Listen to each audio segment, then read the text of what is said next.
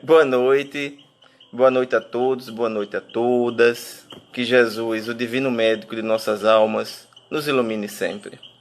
Eu sei que todos nós gostaríamos de estarmos juntos, muito próximos, nos abraçando, mas esse é um momento de grande recolhimento, de grande aprendizagem espiritual, em que nós fomos convidados ao exercício da prática da paciência, da tolerância. E esse é um exercício que nós precisamos aprender a adquirir como hábito em nossas vidas. O nosso tema de hoje, eu ainda não havia comentado com vocês, então eu vou citar ele logo no início. O nosso tema de hoje é: existe vida antes da morte. Porque vocês não ouviram errado, não. É esse mesmo. A vida antes da morte. Porque geralmente eu escuto assim: Josué, existe vida após a morte? Eu tenho absoluta certeza que sim. Isso aí já é fato. Mas o que nós precisamos aprender a entender é que existe vida antes da morte. Esse é o processo. Essa é a busca que nós vamos fazer e trabalhar aqui na noite de hoje. No mês passado, abril, eu estava sempre começando minhas lives com uma frase de uma música de Lulu Santos. E é uma música que ele diz assim: eu vejo um mundo melhor no futuro. Eu vejo isso em cima de um muro de hipocrisias que insiste em nos rodear. E quando nós falamos que nós acreditamos que existe um mundo melhor no futuro, é que tudo isso que está acontecendo nesse período de muita aprendizagem é de muita importância para todos nós. Por quê? Primeiro, porque nós não estamos em uma nau sem rumo. Nós estamos aqui governados pelo Cristo. E todo esse processo de aprendizagem pelo qual estamos passando agora tem um objetivo em nossas vidas. O homem vai precisar compreender que o verdadeiro investimento não é em armas, não é em violência. O homem do futuro, ele precisa compreender que, para sobreviver aqui do planeta, ele precisa investir em ciência, mas em ciência de vida. Ele precisa investir em medicina. Ele precisa chegar ao entendimento que a dor que sofre um irmão ou uma irmã nosso na África, na Ásia, em qualquer parte desse planeta, pode ser a dor que amanhã nos atinge. Se alguém fica enfermo por condições precárias, sanitárias ou radioativas, ou outros processos aí que nós não vamos aqui detalhar, tudo isso pode interferir na nossa vida em qualquer ponto desse planeta. Ou seja, o fundamento principal nosso hoje é a compreensão de que o verdadeiro investimento futuro vai ser em ciência e vai ser em vida. E é isso que vai nos proporcionar uma qualidade de vida material e espiritual, porque nós estamos vivendo uma pandemia. Eu não estou falando do Covid-19. Nós estamos vivendo uma pandemia há alguns anos de suicídio, uma pandemia de depressão, de doenças da alma, de pessoas em situações complexas. E nós temos acompanhado, temos conversado com várias pessoas sobre isso. E compartilhado, sim, para poder trocar ideias, colaborar, porque as pessoas têm perguntado esses dias assim: como é que eu colaboro aqui da minha casa? Você colabora com vibração. Vibração, nesse momento, é a matéria-prima que a espiritualidade utiliza para trabalhar e assistir os mais necessitados. A sua casa, a sua residência é o seu templo sagrado nesse momento. E você torna essa residência um templo espiritual quando você institui o evangelho no lar. Aqui em casa, a minha esposa, ela nos falou que o horário ideal para o nosso evangelho, que seria mais adequado para todos nós, seriam as 18 horas, porque ela gosta muito desse horário, porque ela tem lembrança já da infância, da época de Ave Maria, que eu via no rádio, daquelas músicas bonitas de Maria. O mundo espiritual fala que é o horário dos anjos. Então, nós aqui, o nosso evangelho, todos os dias, às 18 horas. Então, às 15 para as 18 horas, às 15 para as 6, ela já começa a colocar as músicas. Às 6 horas, nos encontramos no nosso quarto com a nossa Maria Valentina, minha mãe, que é o nosso bebê aqui em casa. E nós começamos na prática do evangelho. O mundo espiritual, ele já conta conosco nesse horário. Eu, aqui nessa live, eu sinto a presença dos amigos espirituais, da casa espírita, o caminho da luz. Então, a presença deles aqui nos inspirando é motivo de muita felicidade. E na casa de cada um de vocês, cada um de nós recebemos a visita da espiritualidade presente, compartilhando conosco, colaborando. E nós podemos colaborar muito, conversando com as pessoas, pacificando, vibrando, emitindo vibrações de tranquilidade, de paciência, de tolerância, de fé. Eu não vou falar para vocês que nós estamos felizes com tudo isso que está acontecendo. Mas aqui entre nós, parece que o planeta está respirando melhor. O planeta parece que ele deu um jeito de se tratar para respirar melhor. As praias estão mais limpas, é menos poluição, a camada de ozônio está mais preservada. É todo um processo. Então, tudo isso é importante. Eu sei que tem muitas pessoas desencarnando, todas elas estão sendo muito assistidas no mundo espiritual. É o que a espiritualidade tem nos falado. Todas elas estão muito assistidas, todos nós estamos muito assistidos nesse momento. Os médicos que estão na linha de frente, os técnicos, os enfermeiros, essas profissões que até alguns anos atrás ainda não eram tão valorizadas como deveriam ser, hoje está se observando a importância de cada profissional desse na linha de frente, não só na área da saúde, como aqueles que trabalham recolhendo lixo, como aqueles que trabalham na rua com a segurança, toda uma estrutura mobilizada para trabalhar a nosso favor. Então, nós estamos tendo a oportunidade de ter essa interação de nossas casas. Eu conversava essa semana com um amigo aí da casa, o Mário, e falava para ele que há alguns anos atrás eu vi uma palestra de Geraldo Lemos Neto, que conviveu muito com o Chico, e ele disse que um dia ele viu o Chico em 1984. 1984. Ele observou o Chico olhando muito para cima, e às vezes quando o Chico fazia isso, era conversando com o mundo espiritual. E ele conta que o Chico olhava para cima, de repente o Chico voltou a olhar para eles e perguntou: o que é multimídia? E ele disse que na época não ouvia falar de multimídia, mas disse ao Chico, pela expressão multimídia, deve ser muitas mídias. Aí o Chico disse, no futuro a comunicação, a divulgação vai ser através da multimídia. Então nós observamos que hoje é uma prerrogativa que nós vamos aprender a aperfeiçoar e não podemos mais abrir mão. Nós valorizamos demais as nossas casas físicas, são importantes. Eu sinto muita falta de estar nas casas espíritas, sinto. Mas esse trabalho espiritual ele pode chegar no mundo inteiro. Então, nós não podemos mais abrir mão da oportunidade de estreitar os nossos laços de todas as formas. E você que é trabalhador do Evangelho de Jesus, eu vou falar uma coisa aqui para você. Por favor, preste atenção no que eu vou falar agora.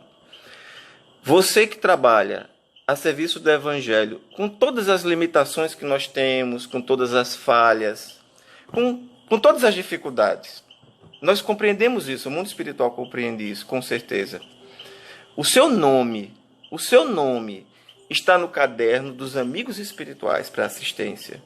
Mas o que eu quero que você entenda e que você preste atenção é que o seu nome também se encontra no caderno das trevas, dos espíritos que querem criar obstáculos ao trabalho, daqueles que querem levar você ao desgaste, ao desequilíbrio e a outros processos. Seu nome também está lá. Por isso falou Jesus, orai e vigiai. Nesse momento em que nós não estamos em nossas casas espíritas, recebendo o passe, fazendo tratamento, a desobsessão, outras tarefas, nós precisamos enfatizar a importância deste evangelho em nossas casas. É fundamental o exercício do evangelho em nossas casas. Por quê? Porque vai criar em nosso ambiente doméstico fronteiras espirituais de extrema importância e vamos estabelecer essa sintonia com o mundo espiritual. O espírito Nélio Lúcio, que foi um dos coordenadores do trabalho de André Luiz, porque quando André Luiz chegou com a proposta do trabalho, dos livros, das obras, já havia mais à frente do mundo espiritual todo um contexto complexo. Muitos não sabem, mas a inspiração para a novela A Viagem, que passou na Globo pela primeira vez, se eu não me engano, em 1975, ou foi em 1976, na extinta TV Tupi, ela teve a coordenação de Herculano Pires, apoiando Ivanir Ribeiro para a novela. E foi inspirado na obra E a Vida Continua, que é o último livro da coleção André Luiz. O coordenador espiritual do trabalho de André Luiz junto a Chico é o Emmanuel. Mas quem apoiou e assessorou o Emmanuel nesse trabalho foi o espírito Nélio Lúcio. Nélio Lúcio é um espírito que trouxe muitas obras através da psicografia do Chico. E ele nos traz uma que eu separei aqui para vocês. E por que eu separei aqui para vocês? Preste atenção no que eu vou falar agora. Ele chama de O Pior Inimigo. É a história que eu trouxe para vocês. O Nélio Lúcio ele gosta de contar coisas da vida, e ele faz umas comparações, ele traz uma ficção, e essa ficção que ele traz de forma ilustrativa, ela vem ao final com uma lição de extrema importância para nossas vidas. E para a noite de hoje, eu separei uma história de Nélio Lúcio chamada O Pior Inimigo. Talvez quando eu falei assim, alguém pense assim, meu Deus, o meu pior inimigo deve ser o vizinho, pode ser o patrão na empresa, pode ser algum político, alguma liderança, pode ser N pessoas, da família ou fora da família. Não. O seu pior inimigo, ele está dentro de você. O príncipe Siddhartha Gautama, o Buda, falava que por mais que se vença um ou mais homens em uma batalha, a maior de todas as batalhas é aquela em que você vence a si mesmo. Então, os verdadeiros inimigos do homem estão dentro do próprio homem. E aí o que é que o Nélio Lúcio nos traz? Ele nos traz a história de um personagem que vai ilustrar bem o que todos nós vivemos, vamos viver ou já passamos por isso.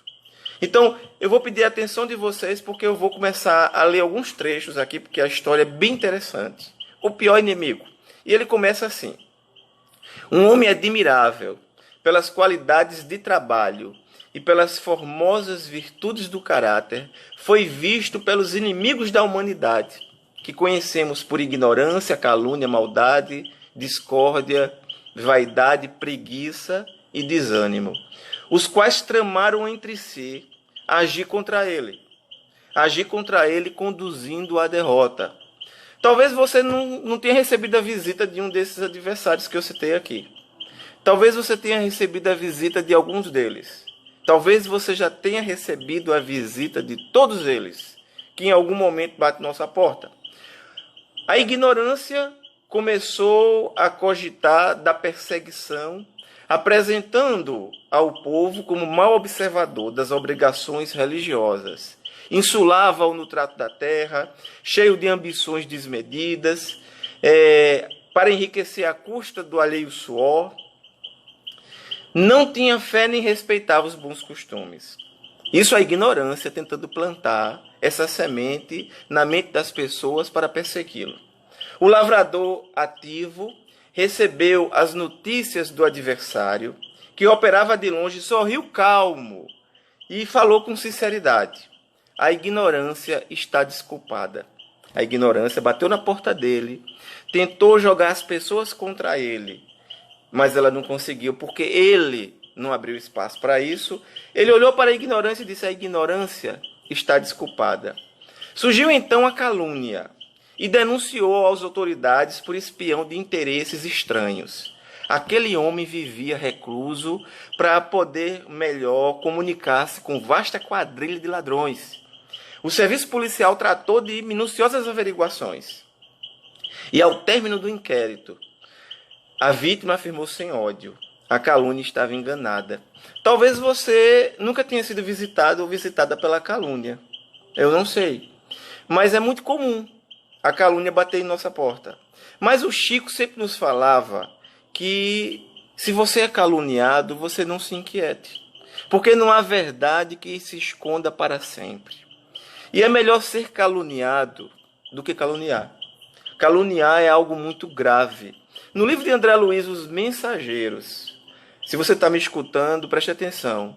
No livro de André Luiz, é o segundo livro da coleção, depois, é o livro que vem depois de Nosso Lar. Os Mensageiros tem um capítulo chamado O Caluniador. E a condição, ele vai contar a história de um caluniador que se encontrava em uma zona espiritual inferior. E como ele se encontrava. Então você que não leu Nosso Lar ainda, por favor, leia. Comece por Nosso Lar. Aproveita, eu estou aproveitando nesse momento de pandemia para me reciclar. Eu já li Nosso Lar, estou lendo Os Mensageiros, estou lendo outras coisas. É impressionante, você começa a ler e parece que você ainda não tinha lido o livro. Muitas coisas que passaram. E hoje eu estou podendo observar e refletir melhor. Então, a calúnia às vezes bate na nossa porta. Nós não podemos desanimar, mas nós precisamos aprender a perdoar. Então, esse mensageiro aqui da história do Neio Lúcio, ele olha para a calúnia e diz: você também está desculpada. E trabalhou com dobrado valor moral. Logo após veio a maldade, que o atacou de mais perto. Principiou a ofensiva, incendiando-lhe o campo. Destruiu-lhe milharais enormes, prejudicou-lhe a vinha, lhe levou a perder emprego e trabalho. Às vezes na sua vida você perde um emprego, você perde uma empresa, você passa por uma dificuldade, você perde N situações. Mas o que você precisa entender é que todos nós que passamos por esses processos, temos algo a extrair de toda essa situação. O mundo espiritual não nos castiga, nos educa. O objetivo e a perspectiva da espiritualidade é nos educar. Nós precisamos aprender a passar por esses processos com o apoio que o Evangelho nos traz. Sem o Evangelho de Jesus, eu não sei o que seria de nossas vidas. Sem a perspectiva desse Evangelho. Para que vocês me entendam, e às vezes eu gosto de conversar assim, eu brinco. Eu digo, olha, eu lembro muito de uma frase de um apresentador do passado que muitos aqui vão conhecer. Outros talvez não lembrem, que é o Chacrinha. Quem é que lembrar do Chacrinha, deu um aceno. O Chacrinha tem uma frase que ele dizia assim: eu não vim para explicar, eu vim para confundir. Então, só para a gente se divertir um pouco em relação a isso aí. O mês de abril, o final de março para abril, ele é muito significativo para todos nós. Primeiro porque 31 de março é a data da desencarnação de Allan Kardec. Allan Kardec desencarnou em 31 de março. E a data da reencarnação, não de Kardec, eu não estou falando isso, mas o Chico reencarnaria no dia 1º de abril, um dia após a data comemorativa da desencarnação de Kardec. 31 de março, Kardec, 1 de abril, Chico. O que foi que fez a mãe do Chico, a senhora Maria João de Deus? Ela segurou, sofrendo, penando, para que Chico não viesse ao mundo no dia 1º de abril. Ela falava assim: meu filho não vai nascer no dia da mentira. E aí Chico vem no dia 2 de abril. É em abril também que nós comemoramos o aniversário do Livro dos Espíritos. E também comemoramos o aniversário do Evangelho segundo o Espiritismo. São dois livros impactantes. Primeiro porque o Livro dos Espíritos vem derrubar um muro imenso que existia no passado.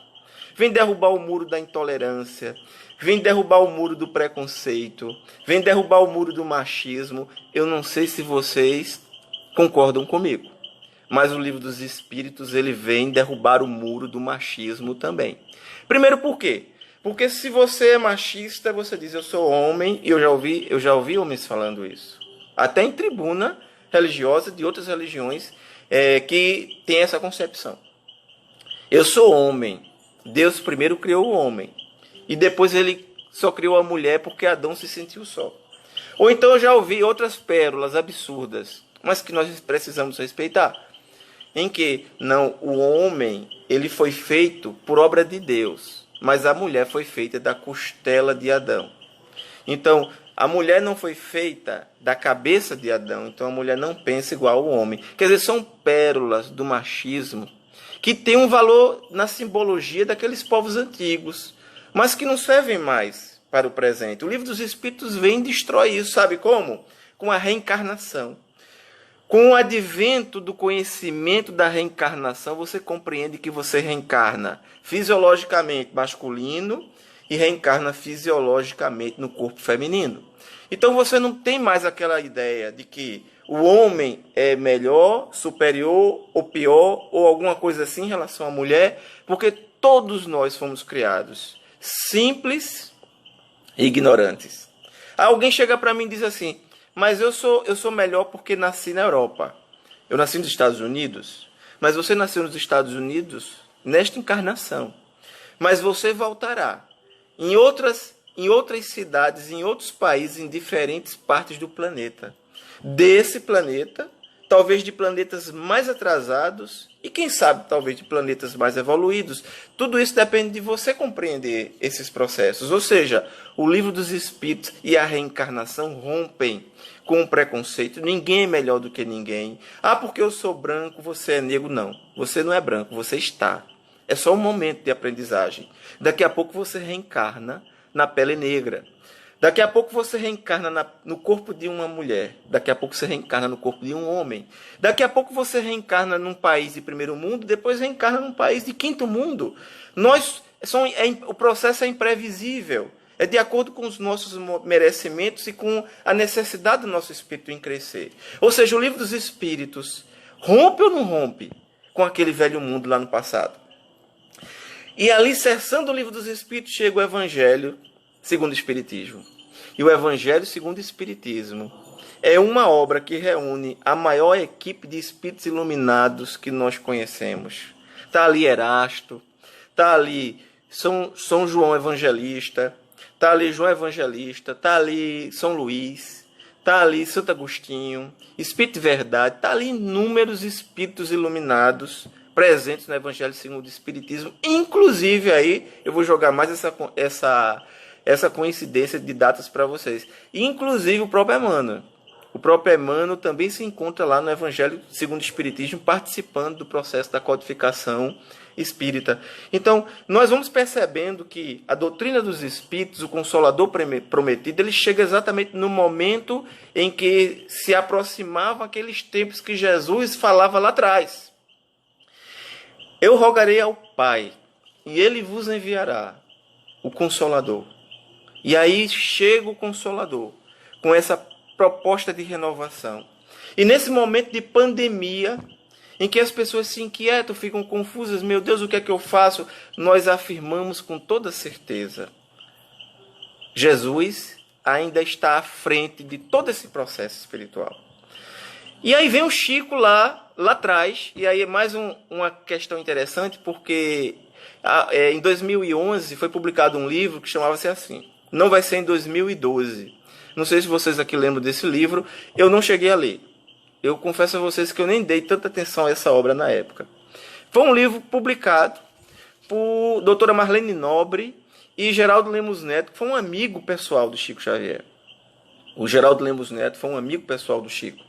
E aí ele trouxe, não vai ser em 2012, porque se falava que em 2012 havia uma profecia maia ou era asteca. E aí as pessoas falavam, vai ser em 2012 o processo de transição, o processo disso, o processo daquilo. E aí o que é que o Geraldo e a doutora Marlene Nobre revelaram? Que em uma conversa com o Chico, ele falou assim, disse, olha, se em 2019, se até julho de 2019, o homem na Terra, a humanidade não entrar em uma guerra de grandes proporções, de destruição em massa, nós adentraremos em um período de grandes prosperidades, principalmente espirituais e avanços na humanidade. É interessante que a data foi julho de 2019. Então, logo depois de julho de 2019, é quando surgem os primeiros relatos da possibilidade da existência desse vírus, dessa mutação em que se tornou esse que nós chamamos de novo Covid-19. Então, surge o vírus como que em uma espécie de um divisor de águas. Eu estou fazendo essa reflexão com vocês, é uma reflexão minha. É uma reflexão minha. Eu já conversei com alguns amigos também em relação a isso, e eles também compartilharam desse mesmo sentimento. Ou seja, exatamente do jeito que o Chico falou. Nós precisamos chegar em julho de 2019. Eu geralmente não gosto de falar em datas, mas o Chico falou a data, julho de 2019. E aí, setembro, outubro, é que surgiram os primeiros relatos do surgimento de pessoas adoecendo em Wuhan, na China, e um médico identificando que aquelas pessoas estavam morrendo, morreu 1, morreu 2, morreu 3, ele achou aquilo tudo muito estranho. Então ele fez uma revelação, não foi levado a sério. Ele mesmo depois se tornou vítima desse processo, e aí foi que se descobriu que era um novo vírus, que estava chegando aí de uma forma ainda mais avassaladora. Então, todo esse processo coincide. Talvez vocês me digam, mas de qualquer forma é uma pandemia, traz muita dor, muita perda de empregos, muitos processos dolorosos. Nós aqui falamos que temos muito sentimento em relação a todos que sofrem nesse momento. Todos nós sofremos. Mas todos nós estamos aprendendo a nos recolher. A prática do exercício da paciência, da tolerância, conviver em casa, em família, aprender a ser feliz com pequenas coisas. Entender que eu não preciso de tanto para ser feliz. Não preciso de tanto. Existem coisas mais simples em que eu posso encontrar um outro tipo de felicidade. O vírus vem abrindo nossos olhos para a humanidade para falar assim, olha, vocês precisam mudar. Vocês precisam investir mais em ciência, em medicina, em saúde, em qualidade de vida nesse aspecto. O vírus vem como um alerta para vários processos. Só vai desencarnar nesse momento quem precisar desencarnar. Aqueles cujo planejamento espiritual seria agora, vão desencarnar agora. Pode ser que amanhã eu desencarne. Eu não sei, mas eu vou lembrar uma frase de um autor espiritual que ele falava: porque eu hei de entregar-me sem confiança a essa mesma mão que fez a rosa? Essa mesma mão que faz a rosa, ela é perfeita. Então, se chegar o meu momento, eu vou me entregar com total confiança que vou ser recebido no mundo espiritual, com absoluta certeza. A nossa inquietação nesse momento é falar para você que se existe vida após a morte, eu quero dizer a você que tenho absoluta certeza pelas provas que eu já tive. Mas o que eu quero que você compreenda é que existe vida antes da morte. Você precisa aprender a viver.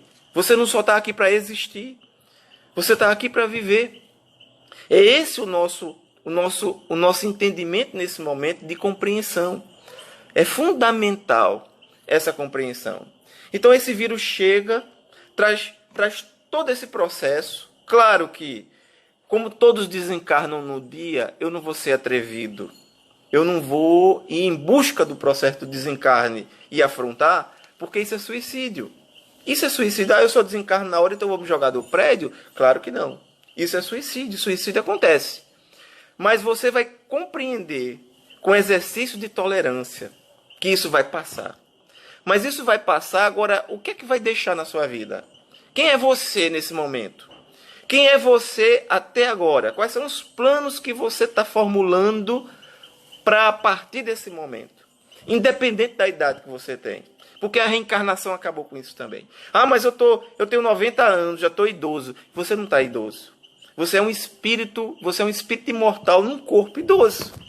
Mas você é um espírito imortal. Tem pessoas que pegam Covid aos 95 anos e não desencarnam.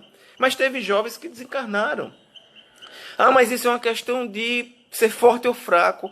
Teve um halterofilista tomando uma série de suplementos que ele disse que quase em 30 dias foi entubado, pensou que estava chegando a hora dele. Tem outras pessoas magrinhas, idosas, que nem sintoma desenvolvem. O processo é complexo. E as consequências que o vírus vai deixar, nós não sabemos a nível espiritual. O que nós sabemos é Jesus é o coordenador de todo esse processo. Então, se você já foi visitado pela maldade, se você já perdeu um emprego, se você já perdeu alguém, se você já foi acusado de alguma coisa, o que nós queremos dizer a você é que o Evangelho de Jesus é a nossa referência nesse momento, é a bússola fundamental. Por isso que aqui na história de Neio Lúcio, lembrem vocês, ele já foi visitado pela ignorância, pela calúnia, e agora ele havia sido visitado pela maldade. Quando a maldade se cansou, o operário incansável, reconstruindo para o futuro, respondeu sincero: contra as sombras do mal, tenho a luz do bem. Você tem a luz do bem, porque dentro de você existe a semente de Deus. Você não nasceu para morrer. Quais são os planos e os projetos, e a gente vai falar isso daqui a pouco, que você alimenta para quando tudo isso passar? Reconhecendo os perseguidores que haviam encontrado um espírito robusto na fé, instruíram a discórdia, que passou a assediá-lo dentro da própria casa. É interessante isso, porque Neio Lúcio diz que a discórdia passou a trabalhar dentro da própria casa do trabalhador. Eu não sei se isso já aconteceu com alguém aqui. Eu não sei se você já sentiu a visita da discórdia na sua casa. É alguém que faz uma crítica porque você vai à casa espírita. É alguém que tenta dar em você uma lição de moral porque você naturalmente cometeu um outro deslize. É um momento de desequilíbrio, de desconfiança. É uma situação que às vezes pode lhe causar uma dor, uma inquietação. Essa é a visita que ele recebeu da discórdia. A discórdia, às vezes, trabalha dentro de nossas casas. Mas aqui, mais uma vez, o servo do Evangelho, reconhecendo que, apesar da visita da discórdia, ele estava de coração e alma abertos para servir ao Criador, ele olhou para a discórdia e disse: a discórdia também está perdoada. Meu Deus e meu Senhor, estou em tuas mãos. Apareceu então a visita da vaidade. A vaidade que o procurou nos aposentos particulares, afirmando para ele: és um grande herói. Olha, gente, nós falamos aqui no início da ignorância, da calúnia, da maldade. Depois veio a visita da discórdia e agora chegou a vaidade.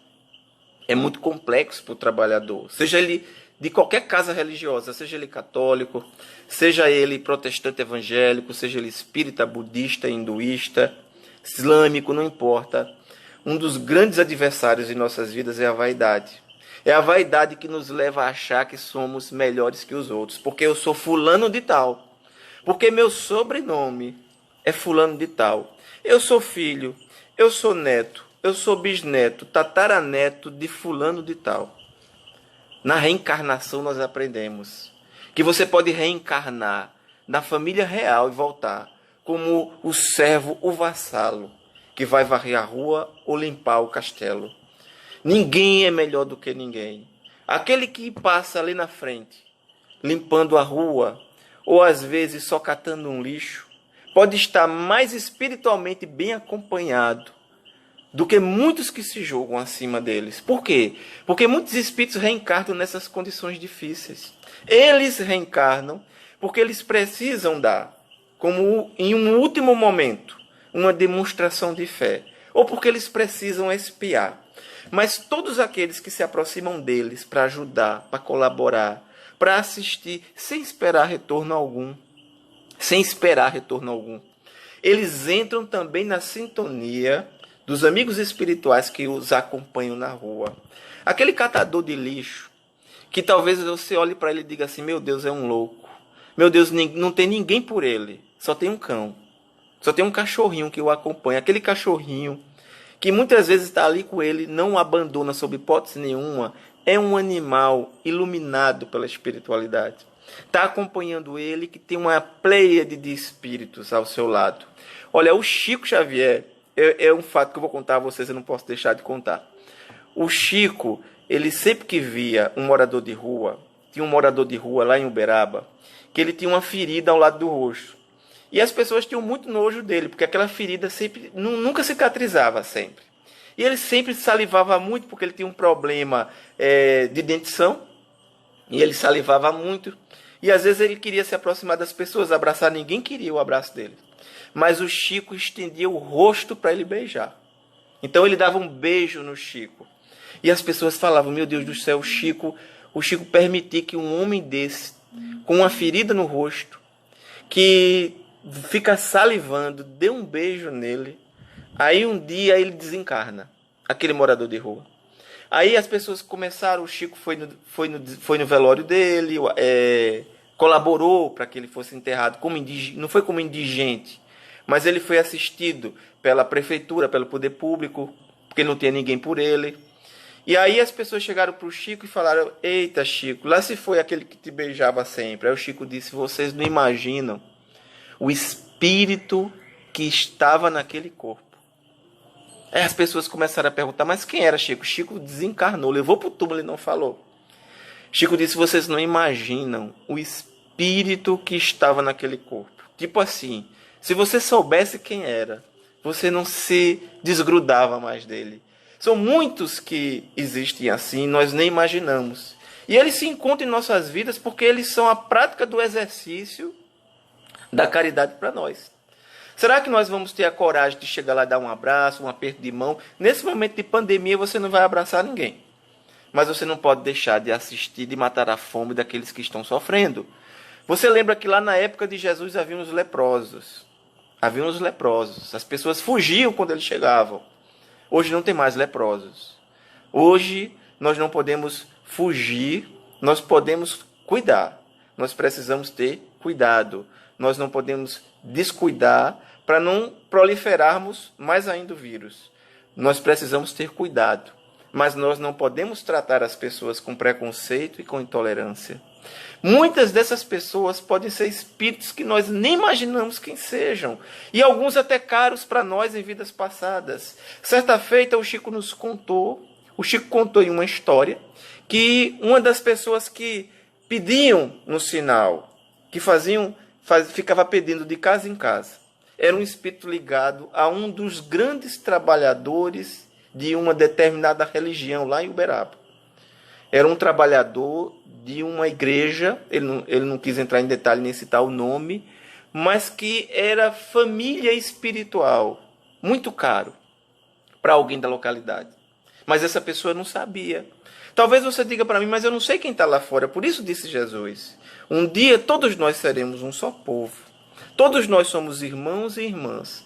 E aí, voltando à nossa história, ele recebeu a visita da ignorância, da calúnia, recebeu a visita da maldade. E agora, por último, ele recebeu a visita da vaidade. E às vezes é a vaidade que nos leva a nos perder, porque nos julgamos melhores que os outros. E na verdade nós não somos melhores que ninguém. Mas às vezes na nossa vaidade: eu faço um trabalho grande, porque eu sou isso, porque eu sou aquilo. Todos nós só estamos. Nós não somos realmente. Nós só estamos. Você é Josué? Eu estou Josué. Eu estou nesse momento. Mas eu vou voltar em outras vidas. E essas próximas vidas em que eu vou retornar, que é o planeta, ou o meu momento no mundo espiritual, vai depender do meu momento presente. Por isso diz André Luiz, na obra Entre a Terra e o Céu: ajuda os que te cercam, auxiliando a ti mesmo. Porque se hoje te encontras com o teu ontem, o teu amanhã dependerá do teu hoje. Ou seja, o meu amanhã vai depender do meu momento presente. Então aquele trabalhador incansável, ele olhou para a vaidade e disse: eu sou apenas um átomo que respira. Toda a glória pertence a Deus. Assustando-se a vaidade, com desapontamento, entrou a preguiça. E a preguiça tentou envolvê-lo. A preguiça tentou cansá-lo. A preguiça tentou levá-lo a pensar: para que te levantar da cama? Fica aí, descansa, já trabalhasse muito, já desse o que tinha que dar. A preguiça tentou envolvê-lo e ele lhe disse: eu estou aqui para trabalhar. De Deus. Até o último minuto da minha vida. Então você percebe que esse servo fiel, ele era praticamente incansável. Praticamente ele recebeu a visita da ignorância, da vaidade, da calúnia. Todos bateram nele. Quanto mais batiam nele, mais ele se fortificava no apoio ao Criador. Ele não permitia baixar a cabeça. Até que ele recebeu a visita, e aí eu não sei se vocês vão lembrar do que nós falamos no início, ele vai receber a visita do desânimo. E aí que nós falamos para o trabalhador espiritual, seja você espírita, católico, protestante evangélico, seja a religião que você tiver. Ou talvez se você não tiver religião nenhuma. Talvez você diga, eu sou apenas cristão, eu apenas não tenho nenhuma religião. Nós estamos aqui falando para todos e todas. Não permita que o desânimo bata na sua porta e entre. Aquele trabalhador incansável resistiu à visita da ignorância, da calúnia, da vaidade, da preguiça, da maldade, mas ele não resistiu à visita do desânimo. E aqui Nélio Lúcio fala que o desânimo sentou na poltrona e começou a olhar para ele e disse, esforçar-se para quê? Servir para quê? Não vê que o mundo todo está repleto de colaboradores melhores? Que razão tanta luta? Quem o mandou nascer neste corpo? Foi o próprio Deus? Não será melhor deixar tudo por conta de Deus mesmo? Que espera? Sabe acaso o que vem mais à frente? Tudo é inútil. Não se lembra de que a morte destruirá tudo? O homem forte e valoroso, que triunfara de muitos combates, começou a ouvir as interrogações do desânimo, deitou-se e só levantou próximo de desencarnar, quando reconheceu todos os seus erros. Nós nem percebemos, mas somos visitados pelo desânimo, e é esse o desânimo que abala o nosso trabalho espiritual. Nesse momento de pandemia, eu vou entrar agora com vocês em um momento em que eu vou pedir muita atenção de vocês, porque eu estou próximo do final. Então aí eu vou pedir a vocês toda a atenção possível, porque eu tava esperando que todos nós estivéssemos aqui assim, para poder contar um fato que eu vivi alguns anos atrás. E eu já falei isso aí, no Caminho da Luz. Mas eu vou aqui novamente, só para relembrar aqueles que não estavam presentes, ou então aqueles que já esqueceram. Alguns anos atrás, eu estive em uma casa espírita no interior. E nesse interior em que eu estive, eu não posso citar o nome da casa espírita, eu não posso citar o nome da casa, da cidade, porque é uma cidade pequena, e eu não posso citar as pessoas envolvidas. Eu fui autorizado a falar, mas sem detalhar acerca das pessoas envolvidas. Então eu visitei uma casa espírita no interior, conheci o dirigente da casa espírita, nós íamos ministrar um seminário, e ele me apresentou a uma família. E ele começou a me contar a história de uma jovem que não era espírita, ela não era espírita, em que nesse dia eles tinham um trabalho com os jovens nessa casa espírita. Por isso é tão importante o trabalho com infância, com jovens. É muito importante esse trabalho na casa espírita, a evangelização infantil, tudo isso é de fundamental importância no trabalho espiritual. E aí eles iam fazer um trabalho naquele dia em que essa jovem conheceu a casa espírita pela primeira vez. Ela não era espírita, ela estava na casa com as amigas. E aí, nesse dia, as amigas disseram, olha, nós precisamos interromper porque nós vamos à casa espírita. Eu aqui não posso, como vocês sabem, falar o nome da casa. Ela disse, mas eu não vou porque eu não sou espírita. Ela não era espírita, ela não era católica, ela não tinha religião. Uma jovem de 14, 15 anos de idade. E aí ela vai, as meninas começam a insistir, falam para ela, olha, vamos que quando voltar, a gente vem aqui para casa, come um bolinho, lá vai ter uma festinha também. Então ela disse, então eu vou, não estou fazendo nada. E aí ela acompanhou as colegas. Chegando na casa espírita, era um seminário cujo tema trouxe um profundo impacto na vida dessa jovem. E como na vida não existe nada por acaso, a vida daquela jovem nunca mais foi a mesma. Porque o tema era justamente as consequências espirituais do aborto. Então aquela jovem, ela ouviu alguém falando acerca das consequências espirituais do aborto. E isso trouxe um profundo impacto para ela. Quando terminou o tema, ela procurou o dirigente da casa em pânico. E ela procurou o dirigente da casa e disse assim, olha, eu tenho um grande problema e eu preciso de sua ajuda. Ele não a conhecia de conversa, ele a conhecia de vista, uma cidade pequena. E aí ela disse, eu estou grávida. Eu estou grávida e o dia do aborto seria amanhã. Esse trabalho na casa era num domingo. Na segunda-feira ela iria à prática do aborto. Claro que o aborto clandestino. Ela disse, eu amanhã iria abortar. Eu sou menor, eu tenho 15 anos, meus pais não vão aceitar a minha gravidez, então eu vou abortar. Mas aí eu vi esse trabalho, e eu não sei porque isso mexeu, meu coração disparou, E eu senti aqui na alma a dor de abortar. Aí o dirigente, naquele momento, ele disse para mim, naquele momento eu tive um insight. Eu disse, meu Deus, é um momento, é uma oportunidade que a espiritualidade está dando a essa jovem, e eu sou aqui um instrumento para trabalhar com ela. Então ele olhou para ela e disse assim, o que é que você precisa para não abortar? Ela disse, eu preciso que o senhor me acompanhe até em casa, para eu explicar aos meus pais o que é que está acontecendo, e eu não tenho coragem de falar para eles que estou grávida. Então aí ela acompanhou os pais, ela acompanhou o dirigente da casa até a casa dos pais. Ele disse que quando chegou naquela casa, ele ficou impactado com a reação do pai e da mãe, porque ficaram estranhando ela chegar com ele. Mas aí ele se apresentou como dirigente de uma casa espírita e explicou a situação. Quando ele falou que aquela jovem estava grávida, os pais ficaram muito irritados. E ele disse, olha, você não conhece essa jovem. Você está falando que ela pode criar uma criança, mas é porque você não conhece ela. Essa menina, ela não tem quem segure. Ela bebe, ela fuma, ela já usou droga. Ela vive numa vida desequilibrada, eu já fiz de tudo, já bati. Eu só não pude amarrar porque eu tenho medo de ser preso, disse o pai dela. Mas eu já fiz de tudo para controlar ela. Mas aí agora ela aparece mais com essa gravidez? Não, eu não vou aceitar isso. E aí o que é que acontece? O dirigente da casa espírita diz, olha, vamos, através do exercício da prece, eu vou convidar vocês a fazer uma prece comigo e pedir a vocês para que possamos, com o exercício da paciência, eu vou pedir uma orientação na casa espírita, ao mundo espiritual. Gente, como é importante a terceira revelação.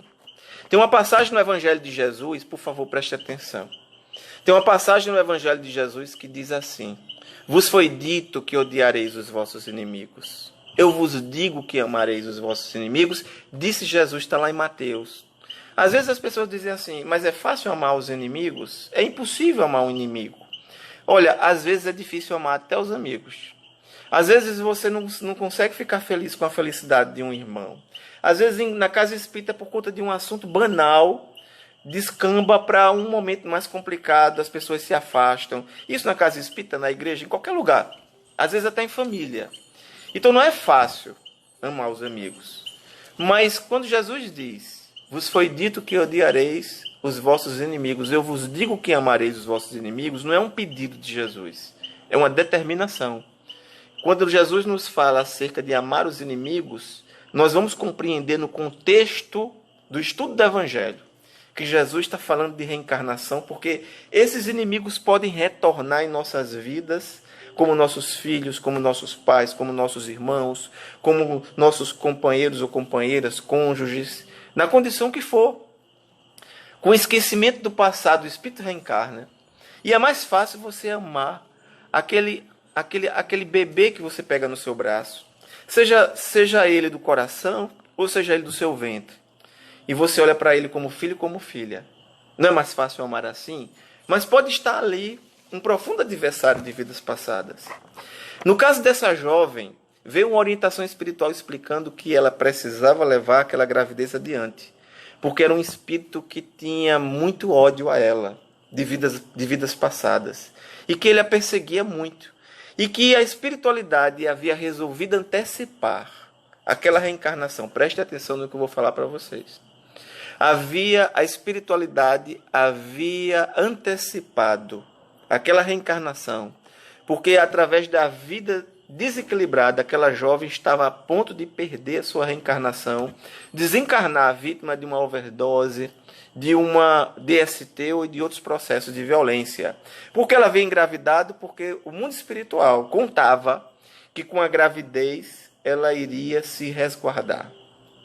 Então aí vem a gravidez, ela leva aquela gravidez adiante, e aí vem uma outra orientação espiritual que diz, e é bem interessante isso, porque nós vamos encontrar no Evangelho de Jesus, quando Jesus nos vai falar de reencarnação, quando ele diz, vos foi dito que odiareis os vossos inimigos, eu vos digo que amareis. Você vai compreender o contexto bem complexo dessa passagem, mas você vai ver também o contexto em que Jesus diz que se teu olho for motivo de escândalo, arranca ou joga fora. Melhor entrar na vida sem um olho do que entrar com o olho e perder a alma. Aí é reencarnação profunda. Porque aí Jesus está falando do olho, do pé, ele dá o exemplo com a mão, se tua mão é motivo de escândalo, arranca, joga fora. Jesus está falando assim, na linguagem, traduzindo para a linguagem espírita. Se teu olho for motivo de escândalo, arranca e joga fora. Melhor reencarnar sem um olho do que reencarnar com o olho e perder a alma. Ou seja, se nós reencarnamos com alguma limitação física, seja no cardíaca, renal, seja algum problema, seja ele qual for, a origem desse processo remonta de vidas passadas. Então nós vamos ver reencarnação profunda aí. Aquela jovem recebe uma orientação para levar aquela gravidez adiante, mas ela tinha ainda 2 espíritos que a perseguiam veementemente. Esses espíritos foi que trabalharam para ela abortar. Por que eles queriam que ela abortasse? Porque eles não queriam perder a boquinha. Eu vou usar uma expressão nossa. Eles não queriam perder a oportunidade de beber, de fumar, de farrar e de praticar sexo com ela. Você aí na sua casa, e nós falamos isso porque tem muita gente que nesse período da pandemia está bebendo demais, está usando muita droga, está se desequilibrando, está permitindo que a desarmonia invada o seu lar. Nós pedimos muita cautela, nós pedimos muito equilíbrio. Por quê? Porque os espíritos desencarnados, em profundo desequilíbrio, viciados no álcool, viciados nas drogas, viciados no sexo desequilibrado, para ele poder beber, para ele poder fumar, para eles poderem praticar o sexo, eles precisam se conectar com o encarnado. Então eles estabelecem essa conexão e eles passam a sorver os fluidos das drogas, do álcool, de todos esses processos. E esses espíritos, eles fazem isso exercendo um certo domínio sobre aquele que ofereceu a ele a predisposição. Porque se você tem na sua casa litros de bebida alcoólica, se você tem na sua casa muita oportunidade para aqueles que usam esse desequilíbrio no campo das drogas, você convida essas entidades a adentrarem a sua casa. Existe um provérbio que diz que onde há fumaça, há fogo. E aí eles visualizam que naquele ambiente doméstico existe a presença de bebidas, de drogas e de outras coisas mais. Eles se fazem ali presentes para tentar atiçar as pessoas a usar. E aí o que acontece? Você vai poder observar isso detalhadamente numa obra de André Luiz chamada Sexo e Destino. Uma psicografia de Chico Xavier e Valdo Vieira, chamado Sexo e Destino. Você vai ouvir a explicação bem detalhada em torno desse processo. Então aquelas entidades espirituais adentram o seu lar, e aqueles que nós chamamos de obsessores nada mais são do que espíritos que nós convidamos a adentrar as nossas casas através da nossa forma de vibrar, de pensar. Por isso que nós pedimos, nós até imploramos, transforme o seu lar no santuário espiritual. Dê um horário diariamente para o seu evangelho. Leia em voz audível, convide as pessoas. Se as pessoas não quiserem participar, mas você não deixe de fazer o seu evangelho. Por quê? Porque você está convidando a equipe espiritual amiga a se fazer presente. Então, essas duas entidades espirituais desejavam que aquela jovem abortasse. E aí foi feito um trabalho de desobsessão. No trabalho de desobsessão, esses espíritos foram convencidos a abandonar a perseguição. Eu estou falando isso aqui por altos, porque o nosso tempo não permite que eu me alongue. Eu vou olhar até aqui na hora, eu tenho apenas aqui 5 minutos. Em 5 minutos eu vou concluir a história e vou me despedir de vocês. Mas o que eu gostaria de deixar para vocês é que vocês compreendessem como a espiritualidade trabalha. Todo esse processo que está acontecendo está sendo coordenado com o mundo espiritual. Jesus está coordenando tudo o que acontece nesse planeta. E os seus espíritos mais próximos, aquelas entidades mais elevadas, estão em toda parte, trabalhando para consolar, para transformar você, meu irmão e minha irmã, em um instrumento de paz, não um instrumento de fake news. Não divulgue fake news, não espalhe fake news, não denigra ninguém, apenas espalhe a paz, a confiança, a fé, o amor e a necessidade do cuidado em relação às pessoas. Aquela jovem levou a gravidez adiante, teve a oportunidade de receber aquele espírito nos seus braços e teve a oportunidade de trazer luz e harmonia para o seu ambiente doméstico. Eu tô aqui atalhando no tempo, porque ainda eu teria mais alguma coisa para falar em relação a esse caso. Vai ficar para uma próxima oportunidade. Mas o que eu gostaria de deixar nos corações de todos que nos escutam, nessa noite abençoada, abençoada por Jesus, porque aonde quer que você esteja, Jesus se faz presente na minha vida e na sua vida, como ele disse, onde houverem 2 ou mais pessoas em meu nome, eu aí estarei. Eu gostaria de dizer a você que tenha confiança e fé, que tudo isso vai passar, porque tudo na vida passa. Mas você não pode mais ser a mesma pessoa. Você precisa rever seus planos, seus projetos e que ser humano serei eu após essa pandemia. O que eu poderei fazer para colaborar com a humanidade? Eu gostaria de deixar um abraço em nome de todos, abraçando em especial Dona Ceci e seu Claudivan. Deixar um abraço especial para Dona Ceci e seu Claudivan. Esses espíritos que colaboram e trabalham conosco, esses espíritos encarnados, que são instrumentos que a espiritualidade tem com toda a equipe